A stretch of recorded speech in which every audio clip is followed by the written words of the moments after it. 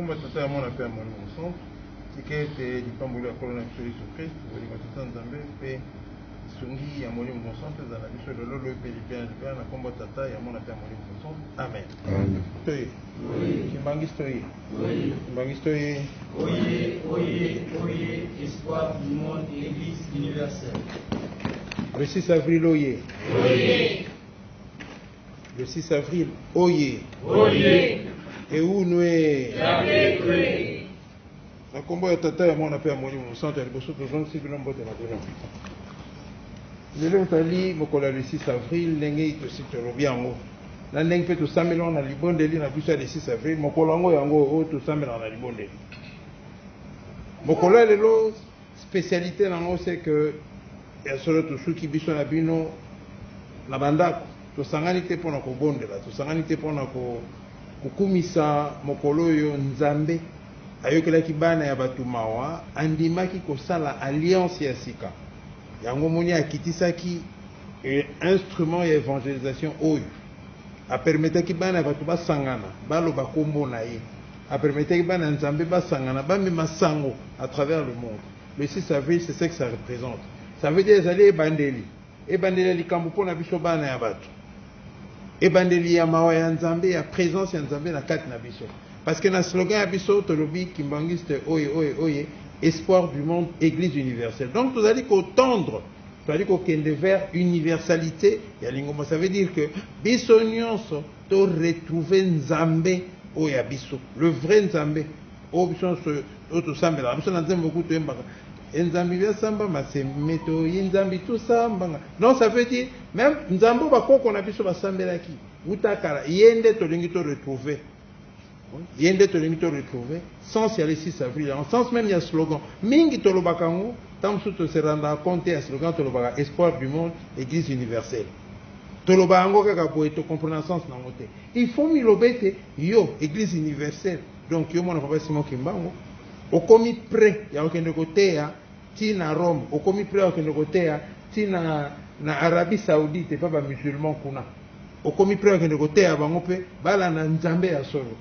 C'est ce que ça veut dire. Ok, tina Inde okende koteya kuna, c'est ce que ça veut dire. Donc lelo ezali symbole ya alliance par excellence entre tata nzambe na bana ya bato. Mais à solo écouter biso apunta mutaza ko sambela na bisika na ye. Tant que ce que biso na bino to moins chance lokola to aller moi ebele tanza maponi te to zalao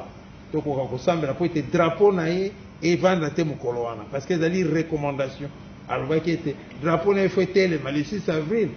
drapeau faut tele biso to ba ki to ko tele misango na mabondeli batu nyonso bisika bazali na ngonga moko biso no to sambela nzela moko comme ça et chama kelele na mato ya tanzambe ayoka kolela ya bana na ye. Et à part ça tout le monde qui est bisonné soit en gagne ailleurs tout l'ati uniforme. Donc pour la commémorer que l'accent à tant d'ambe que ata ni mur, ata maladie, ata ni héros que kokanga bisote pour être tous en communion naïe. Auto bengi que là nani auto bengi o ya sali biso le créateur. Tout le monde tous en communion naïe en gagne ailleurs tout l'ati uniforme. Tout le monde écoute le kimbangisme o ya lingomba rituel. Tout le monde même que les surveillants va défiler, les scouts va défiler, bino peut vous défiler. Donc en réalité tout ça c'est ce que ça veut dire parce que ici qu'on peut tous aller ndaku et nzambe. Donc biso tozui opportunité wana pour tout ko sangana. Tobo sanate que passion ya biso et bandi à partir du moment où tolobi biso tozali elikia ya mokili mobimba. Tozali elikia ya batu nyonso bazali na passe. Donc, vous allez lire qu'il y a des Américains, vous allez lire qu'il y a des Japonais, vous allez lire qu'il y a des Français, il y a des Anglais, vous allez lire qu'il y a des Australiens. Donc, voilà ce que ça veut dire. Il y a des kilo. On a un kilo. Na mokolo le 6 avril, o ezali mokolo instrument et pesamaki na maboko yo nangai po to mema sango ya nzambe. To mema sango ya nzambe na mokili mobimba. Ya solo penza tata nzamba sali. Ça pesa bino makasi. Parce que dans mon colo, ce que tali, maïza qu'on est quand même mokili, dès que nous avons colobé autant de j'ai l'impression que ngaïna yo, non nous bandi ko sala musala na bisote. Parce que ceux qui sont là qui va gardien ya mokili, ceux qui sont là qui est liké à mokili mobimba, ya solo na limite que bato bakonye kokufa na bamboko ne soko mikolo 1000 morts mikolo 2000 morts voilà nde ko sala bongo te nde toko bunda de façon que to salela ki responsable na biso bapesi biso responsabilité à mokili parce que papa simi mbanga beti to la lobi mokili mo mepesa meningai nord sud est ouest et pesa meningai Simon Kimbangu donc et biso to lobi apesi biso en héritage donc toza na responsabilité ya kobatela bato bapesi biso héritage bien o tozali na yango faut kobatela yango mais bana bandeko na biso bazali kokufa bazokufa na France bazokufa na Espagne bazokufa na Portugal bazokufa na Angleterre bazali kokufa na États-Unis bakokufa mokili mobimba combien de morts aussi bakufi likoloka ya pasi oyo biso mais nanu tobandi kosalisa bango te parce que mokolo tokobanda kosalisa bango ça veut dire maladi wana elongwe bana ya bato bakomi na kimia e bato bakosala mayeba koyeba ete yo mwana pasi moki bango olelelaki bango obundelaki bango okoteli bango zamba pendant 5 mois toleli donc ça veut dire bakoyebaki ya bato boye quelque part basalisi biso wana nde tokomi espoir ya mokili parce que soki tokoki yango te donc tokozala espoir ya mokili te yango wana mission responsabilité epesameli bino epesameli biso nyonso et na mokolo le 6 avril justement ezali journée par excellence ezali journée wana po ete yo na ngai tokoka kosaffirme eliki na biso ezali ete na mokolo le 6 avril to lancer officiellement bafestivité ezali komarke centenaire ya lingomba moko na moko bisika tozali kobanda na poto tina Afrique tina Amérique partout bisika tozali chaque kimbangiste à partir de lelo abanda kotia kosala fête na kati ya motema na ye po ete acha elikia acha mabonde acha molende tolingi ete na 2021 bana ya tata nzambe peuple ya nzambe bakoka kosepela tolingi ete bakimbangiste baloba monoko moko batala basangana bazala bomoko po ete toka kobundisa satan mokili ezali kokende na direction ya ndenge na ndenge libonde lika ya le 6 avril wana libanga moko te ekotikala likolo ya libanga mosusu nde ekolongolama likolo ya phrase wana eza na kati ya prière le 6 avril papa Charles Kuta alobi oyo etikali kaka esalama yango wana phrase wana ekokanga makambo ebele esi esalami babi biloko mibale etikali kaka libanga likolo ya libanga ekoka kolongolama et puis na neni tata nzambe aponela biso to pa ponela bana ya bato oyo bazali bana na ye oyo bakotambusa bango oyo bakotambusa bana ya tata nzambe parce que bato mingi batambusaka na mokili oyo bazali bana ya nzambe te eya nango komplike te tala kaka ndenge bato bazali koniokwama tala kaka ndenge bamikili yango ezali kotambolela donc bazali nango bana ya nzambe te na libondeli tolelaka yango chaque jour tosambelaka prière le 6 avril tolobaka ete papa pona mosungi oyo akotambusa mokili ndenge ekoki oyo bisika na bisika oyo bakoponama bazala bana na ye ya solo po ete bakoka kosalisa bato oyo bazali kotambusa me libanga moko te kotika ya likolo ya libanga mosusu ke se ekolongolama wana ebandi kosalama ebandi komonana lelo soki totali mokili ndenge se eningani bato babandi kobanga mutu mayele suki alobi na makambo nini ezali koleka na lobi ekozala ndenge nini assurance moko ezali lisusu te nyonso ekomeli biso ya pasi tobandaki kokimela na poto tolobaki na poto ezali malamu toyaki na poto tokende kobomba makuna tokolia bien makambo nyonso eza malamu me lelo tomoni ke ntina poto bakangami na kati ya bandako bazali kobenga ya pasi ekoteli biso toza kobima te maladi ezali kobeta donc nzembo tolobaka ekimelo ekozala te nguya na bino nakolongola tokozala bokozala lolenge yoko mayele pe lolendo ya mokili ekozala sepamba yango wana nde bandi kosala masiko parce que mayele na biso ekomi na suka libanga moko te ekolongola oyo eza likolo ya libanga mosusu ekolongolama nyonso ekokweya kavasala tadi vanatandi yani kodalembi kunkulwa mabanga nyonso ekokweya ça veut dire quoi ça veut dire que basystème oyo biso toyebi basystème ya fonctionnement nyonso toyebeli na ndenge totangela moko système moko sute ekosimba ça veut dire empire ekokweya baempire oyo satana atonga na se ya ntango tomonaka ke oyo eza mpenza eloko ya makasi eza na mbongo eza na nyonso eza na pouvoir eza na makambo nyonso ya minene ekokwea kaka ekomi lokola kaka bamur ya Jericho bamur ya Jericho biso na bino totournaki na plateau na mabondeli 7 tours toali kobeta toloba na bino tokosala batour wana nyonso 7 tosali 7 tours fois 3 21 tours par séance tosali 21 tours tocontourne mur ya Jericho 3 fois tolobaki tanzamba buka oyo nyonso ya mabe ya satana lona na se ya ntango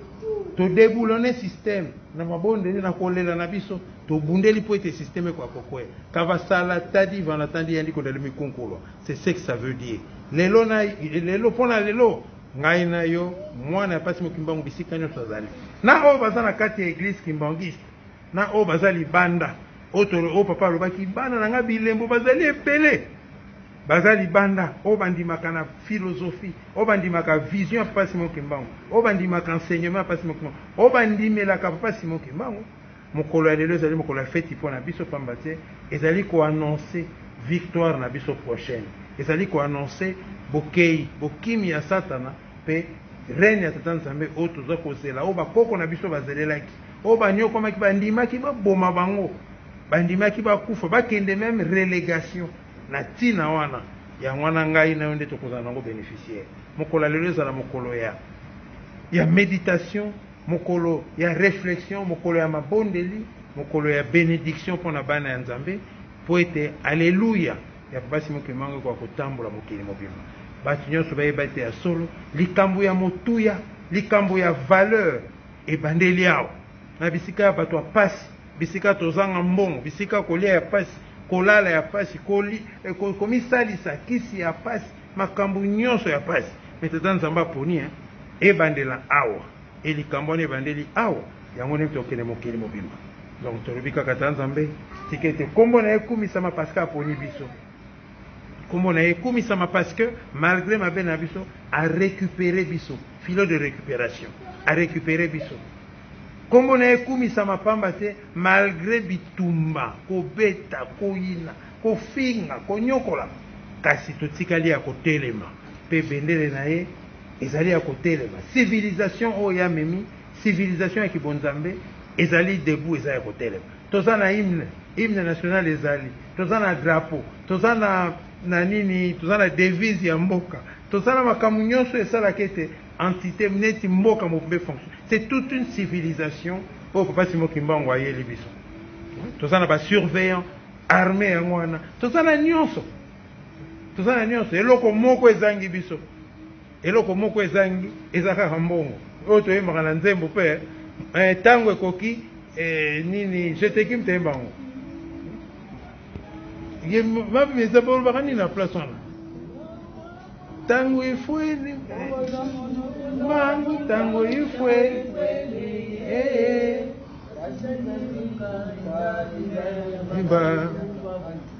en fait yango kama tetikalaki nzembo wana mpe lobi mbongo yango justement ntango ekoki donc babiloko nyonso ezali reta nzambe asala makambo na ye na kimia nyonso na organisation nyonso yango wana biso toali kokende vers wana bana ya pasi Kimbangu biso nyonso na ndima te epesameli awa apapa bailo eliki na biso ezali te tokoyoka kaka te epui tobwaki sino te ekozala pasi mpo na biso sino te jugement na biso ekozala sévère lokola soki tolingi te ezala sévère oyoki obombi mpe osaleli po ete elobi ezala te baloba bino boza lokola mwasi ya loti tolingi te balobaki bino boza lokola mwasi ya loti ntango abimaki makanisi ne etikalaki kaka na biloko atikaki na mboko azalaki abaluki akomi mungwa bino fo bobima avec honneur ndenge bateyi biso bana pasi Kimbangu mokolo ya lelo eza journée ya yo ezali journée ya ngai ezali journée ya mokili mobimba me mpona bato bazali kobela oyo baza na pasi oyo bazali kokufa lelo ezali mokolo ya bango mpo ete tokoka kokula bango mpo ete tokoka kobikisa bango biso nyonso makanisi esika moko biso nyonso tokokende na méditation na biso ti tokende kolala méditation efo ezala na biso tokanisa bato bazali kolela bato baza na pasi bato batie eliki epai ya nzambe na bayeba ye te po batie eliki epai ya nzambe bango nyonso na kati ya eloko moko te toprofite mpona kodeklare ouverte bafestivité oyo ezali komarke centenaire il y a Église Kimbongis pour intervenir le 6 avril 2021. Tout ce qui est bon, on a combattu à mon centre. Amen.